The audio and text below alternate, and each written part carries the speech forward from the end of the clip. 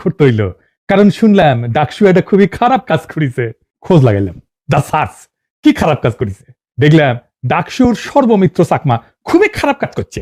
একজন বয়স্ক মানুষকে লাঠি দিয়ে পিটে দেখেছে, এটা কোনো কাম করেছে?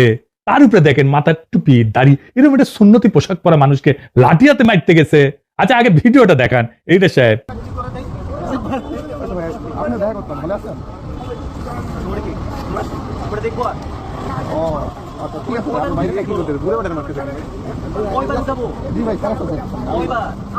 দেখেছেন কি খারাপ এই সর্বমিত্র, নামেই সর্বমিত্র, নাম তো সর্বশত্রু হওয়া উচিত ছিল, ঠিক কিনা বলেন? আচ্ছা এইবার দেখেন মাদকের ট্যাকার ভাগাভাগি নিয়ে গ্যাঞ্জাম করিচ্ছে ওই একই লোক।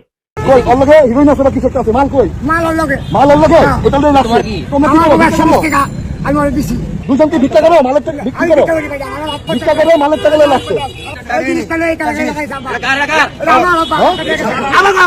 উনি না নিশার লিগা, নিশাল লেগা তুমি তুমি এত গেলে সকলে গেল। হ্যাঁ আমি টাকা পেতে পারলি আমি আসছি। বড় বড়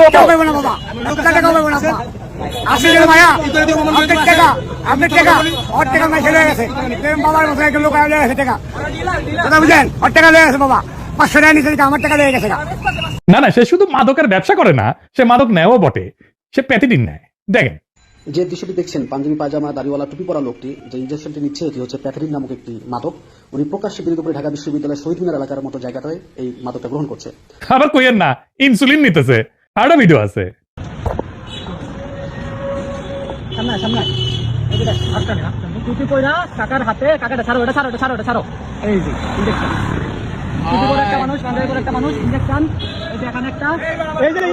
এই আরামজাদা ইউনিভার্সিটি ক্যাম্পাসে আছে কেন?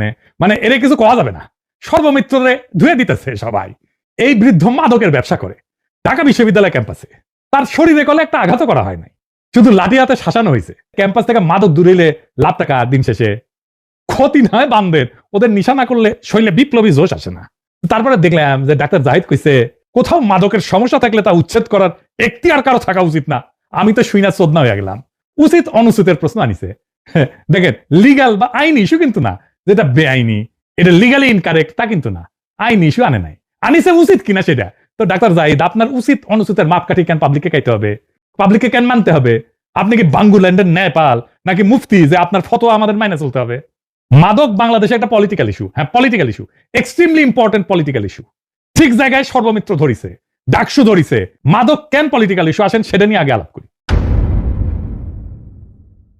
হাঙ্গারে বন্ধু দেশ আছে না এটা, হ্যাঁ খুবই বন্ধু, হ্যাঁ জানেন তো সেই দেশের সবচেয়ে বহুল ব্যবহৃত পণ্য কোনটা ছিল জানেন? জানেন বাংলাদেশে কোনটা সবচেয়ে বেশি চলিচ্ছিল 90-এর দশকে? জানেন এটা ফেন্সিডিল। ফেন্সিডিল এটা কফ সিরাপ, ওইটা দিয়া বাংলাদেশের তরুণদের নেশা করাইতে শিখেছে ইন্ডিয়া। 90-এর দশক থেকে শিখাইছে, সীমান্তে কারখানা বসাইছিল, কোটি কোটি ফেন্সিডিলে বোতল পাঠাইছে। এটা কি রাষ্ট্রীয় পৃষ্ঠপোষকতা ছাড়া হয়? হয় না। হ্যাঁ গরু এসপার দেয় না, ফেন্সিডিল আছে জাকে জাকে জাকে জাকে। কেন ফেন্সিডিল কেন? পেন্সিলিন খাইছেন কখনো? খান নাই না? আপনারা ভালো, আমি জানি আপনারা ভালো ছেলে, সন্ধ্যাবেলা বাড়িতে ফিরেন আর আবার হাত মুখ ধুয়ে পড়তে বসেন। আমি তো অত ভালো না, তো আমি খাইছি, খাইছি মেডিকেলে পড়ার টাইমে। ওটা খায় আবার ঘন চা খেতে হয়, চা খাওয়া মিষ্টি দাও, ঘন দুধ দাও চা, তাহলে নিশা ভালো জমে। হরকুদ্র ভাতা আর ভগ্নীরা কবে আপনি তো ঠিকই নিশা করেছেন। করেছি আমি মেলা অজায়গায় জায়গায় মুখ দিছি, সেই জন্য ইনকা ফাইটিং স্পিরিট পেয়েছি। আমি সুশীল না, সেই জন্য কাউরে ডরাই না। জনতার স্বার্থের বিরুদ্ধে দাঁড়াইলে তারে হুতায় দিতে আমি এক মুহূর্ত ভাবি না, আমার কিছু হারানোর নাই তো। যাই হোক, ফেন্সিং নিশার ব্যাপারে আসি।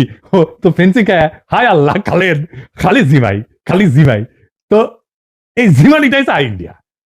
বাংলাদেশের তরুণ যুবক এমন একটা নিশা কইরা জিমাক, সে নিশা কম টাকায় যেন কিনতে পারে, তারপরে ধ্বংস হয়ে যাক। তারা যেন স্বপ্ন না দেখে, তারা যেন প্রতিবাদ না করে, তারা যেন দাসের জীবন মাইনা নেয়। এইভাবেই আফিম খাওয়াইয়া চাইনিজদের বুথ কইরা রাখিছিল ব্রিটিশরা।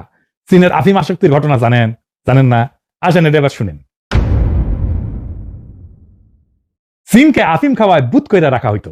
এটা শুধু একটা ঐতিহাসিক ঘটনা না, বরং বিশ্ব রাজনীতির সবচেয়ে গুরুত্বপূর্ণ ভূ রাজনৈতিক ষড়যন্ত্রগুলোর একটা।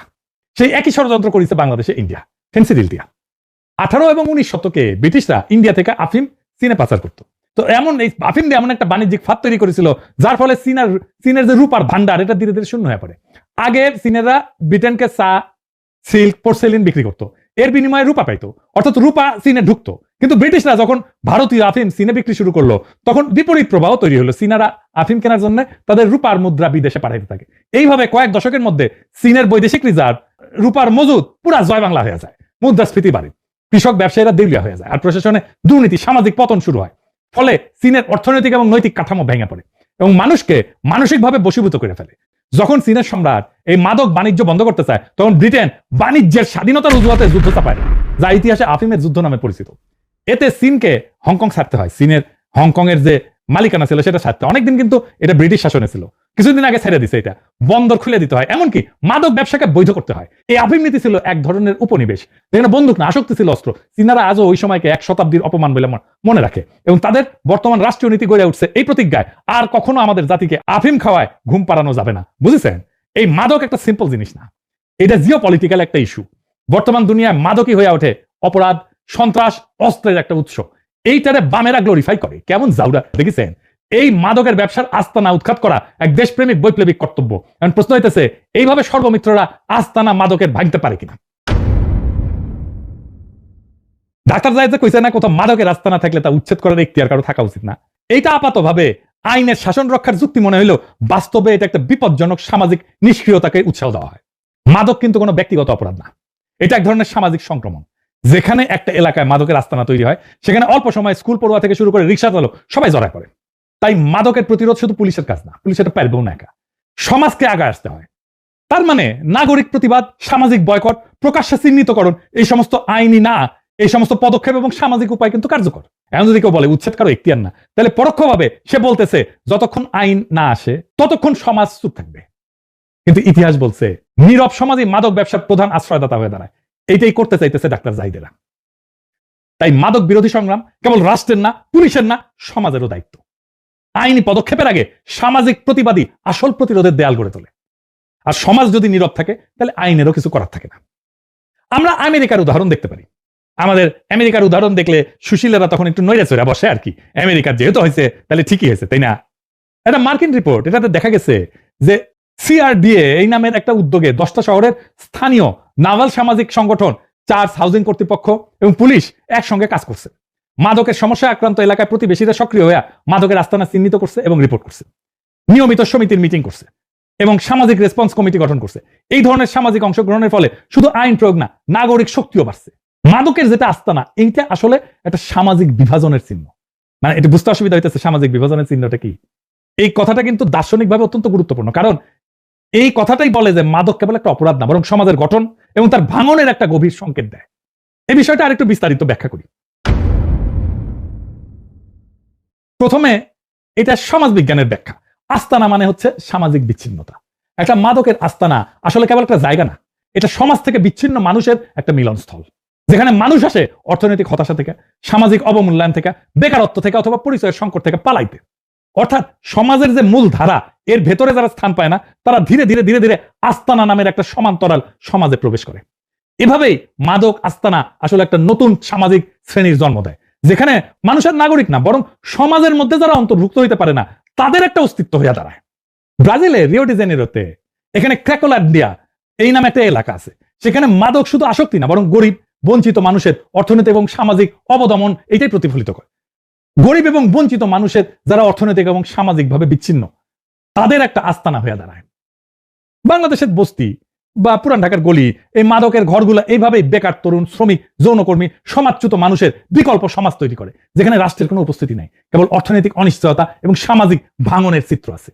সমাজ বিজ্ঞানী লোইক ওয়াকা উনি বলছিলেন, মাদকের আস্তানা সামাজিক পতনের কারণ না, বরং এইটা সমাজ যাদেরকে ত্যাগ করছে তাদেরই একটা প্রকাশ। এই জায়গায় আস্তানাগুলোতে, মাদকের আস্তানা, রাষ্ট্র অনুপস্থিত হয়ে যায়, সমাজ অনুপস্থিত হয়ে যায়। একটা রাষ্ট্রের দায়িত্ব হলো নাগরিকদের নিরাপত্তা, সুযোগ, মর্যাদা এগুলো নিশ্চিত করা। তাই রাষ্ট্র যখন এই কাজগুলো থেকে সরে দাঁড়ায়, তখন এই শূন্য স্থান পূরণ করে অবৈধ শক্তি, মাদক ব্যবসায়ী, স্থানীয় দখলদার, প্রভাবশালী গোষ্ঠী। এই কারণেই রাজনৈতিক তত্ত্বে বলা হয় এই যে মাদকের আস্তানা, এগুলো ছায়া রাষ্ট্র, এবং এইখানে সুশাসন এটা ফেল করছে, ব্যর্থ হয়েছে। মেক্সিকো, কলম্বিয়া, এগুলো কথা শুনছেন না? মাদক চক্র এখানে দারুণ শক্তিশালী। এরা শুধু অর্থ উপার্জন করে না, বরং স্থানীয় প্রশাসনের বিকল্প সরকার হয়ে দাঁড়ায়, আইন প্রয়োগ করে, নিরাপত্তা দেয়, এমনকি সামাজিক সাহায্যও করে। তার মানে মাদকের আস্তানা মানে হইল রাষ্ট্রের ব্যর্থ উপস্থিতি, যেখানে আইন, কল্যাণ, নৈতিক কর্তৃত্ব বিলুপ্ত হয়ে যায় রাষ্ট্রের।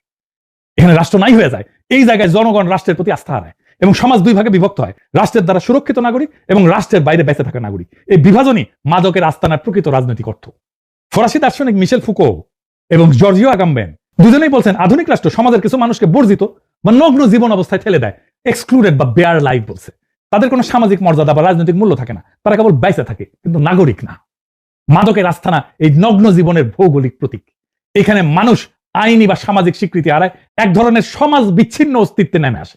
তারা রাষ্ট্রের শাসনের বাইরে কিন্তু নজরদারির ভিতরে তারা একসঙ্গে অদৃশ্য এবং নিয়ন্ত্রিত। এই কারণে ফুকো বলছিলেন, যখন ক্ষমতা নিজেকে এখান থেকে প্রত্যাহার করে নেয় তখন এখানে মাইক্রো পাওয়ার, ছোট ছোট ক্ষমতা এখানে উদ্ভব ঘটে।